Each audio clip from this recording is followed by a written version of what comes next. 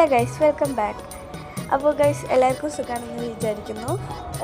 ഇത് പറയണത് ഞാൻ പെരുന്നാൾ ദിവസം എടുത്തുവെച്ച വീഡിയോ ആണ്, ഖത്തറിൻ്റെ വീഡിയോ ഉണ്ട് ഗൈസ്. കുറേ കാലമായി ഈ വീഡിയോ എടുത്ത് വെച്ചിട്ട്.